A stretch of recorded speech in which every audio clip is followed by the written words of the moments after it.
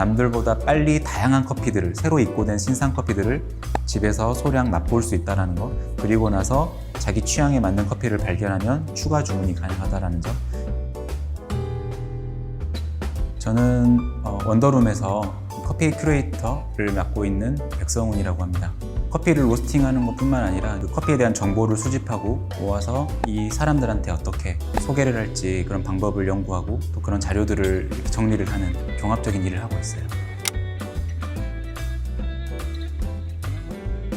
원래는 생화학을 전공하는 학생이었거든요. 그래서 대학원을 진학하려고 실험실 생활을 오랫동안 하다가 사실은 실험실 생활이 너무 지치고 공부하기가 너무 싫어가지고 좋아하는 일을 하면서 이렇게 살고 싶다라는 생각에 내가 좋아하는 일이 뭘까라고 이렇게 찾아보다가 처음엔 요리 쪽을 알아봤고 그 다음으로 우연한 계기로 찾게 된 게 커피였어요. 그래서 커피를 평소에 좋아했고 또 막상 이게 창업을 위한 교육을 받아보니까 조리하는 것 자체가 손에 맞아가지고 한 게 벌써 이렇게 10년이 돼버렸어요.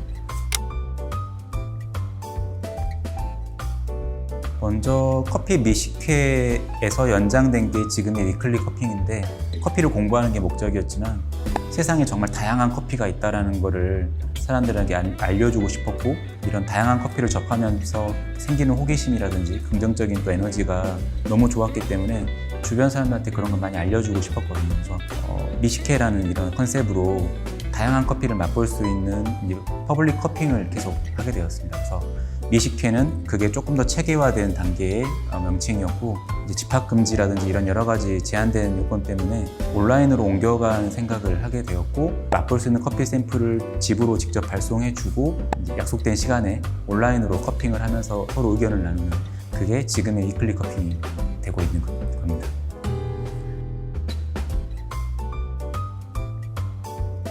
영어로 영문으로 커피 뒤에 ing가 붙은 단어가 아니라 컵을 뜻하는 컵에 ing가 붙어있는 커핑이에요.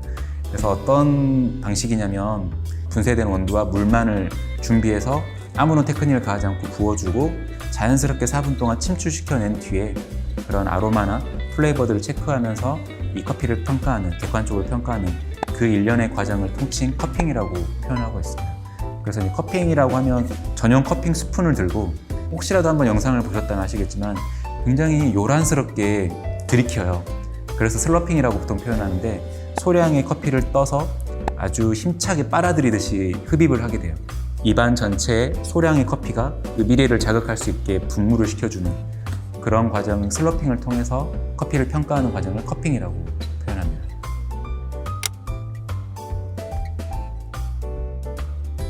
장점이라고 하면 남들보다 빨리 다양한 커피들을, 새로 입고된 신상 커피들을 집에서 소량 맛볼 수 있다는 거, 그리고 나서 자기 취향에 맞는 커피를 발견하면 추가 주문이 가능하다는 점, 이런 것들이 가장 큰 장점인데 단점이라면 역시 리스크가 크다는 거죠. 기호식품이다 보니까 모든 사람들한테 절대적으로 다 100% 만족하는 커피가 있을 수는 없고 받아보시는 샘플 중에 무작위로 선정돼서 오는 거다 보니까 정말 극단적인 케이스로는 5개 샘플이 전부 다 내 입맛에 안 맞는 경우도 있을 수가 있잖아요. 그런 게 아마 단점이지 않을까 싶어요. 장점이 될 수도 있고요.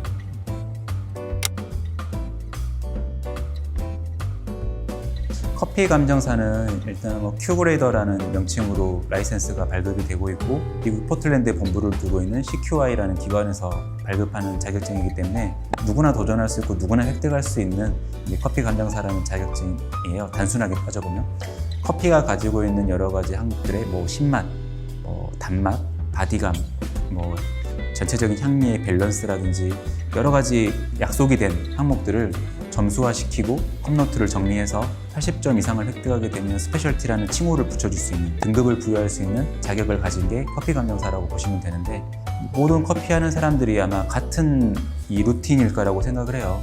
처음에는 단순히 커피라는 게 좋아서 시작을 했고 그러다가 이제 취업을 하게 되면 대부분이 이제 프랜차이즈라든지 어떤 이제 특정 매장에서 근무를 하면서 점점 기계처럼 일하고 있는 자신을 발견하게 되고 나는 이 버튼만 누르는 사람인가? 라는 생각에 나는 커피가 좋아서 시작했는데 왜 나는 이렇게 사람들한테 시달리면서 버튼만 누르고 있지? 이런 생각을 하게 되더라고요. 그래서 이제 점점 공부를 하고 학문적으로 접근을 하다 보면 결국에는 재료에서 오는 한계를 극복하고자 내가 직접 로스팅을 하게 되고 또 로스팅을 하게 되면 이거를 정말 잘 볶아졌는지를 확인하기 위해서라도 저 같은 경우는 커피 감정사란 자격증을 취득해야겠다, 그때 생각을 했었거든요. 그런 이유로 시작하게 되었습니다.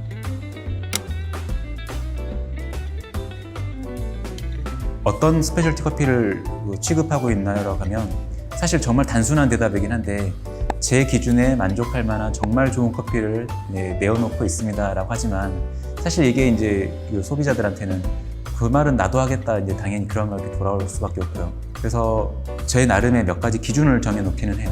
스페셜티 커피가 점수적인 부분만 충족시켰다 해가지고 무조건 이거 좋은 겁니다, 88점짜리예요, 86점짜리예요, 이렇게 설명하는 거는 사실 설득이 힘들다고 보고, 이 커피를 평가했을 때 느꼈던 그 감정을 어떻게 하면 잘 전달할 수 있을지 방법도 연구를 하고 있지만, 일단은 먼저 그 선정하는 기준에 대해서 제가 가장 중요하게 생각하고 있는 부분은 직관성이거든요. 선명하고 얼마나 이 플레이버들이 직관적이게 설득할 수 있는가.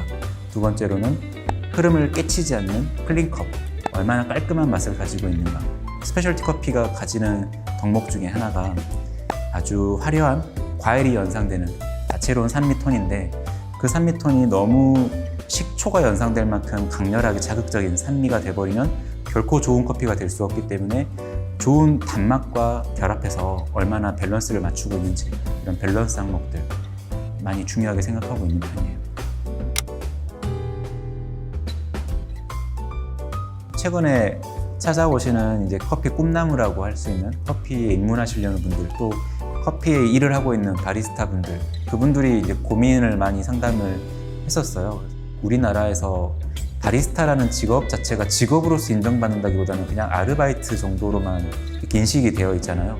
직업이라는 게 너무나 많지만, 이 어떤 직업을 택해야지만 이 인류 직업, 좋은 직업, 이런 게 따로 있다고 생각하진 않고요. 어떤 직업을 택하든 내가 어떤 애티튜드로 어떻게 대하는지에 따라서 내가 인류 바리스타가 될 수도 있고, 태도에 따라서 인류가 되고 삼류가 된다고 생각하거든요.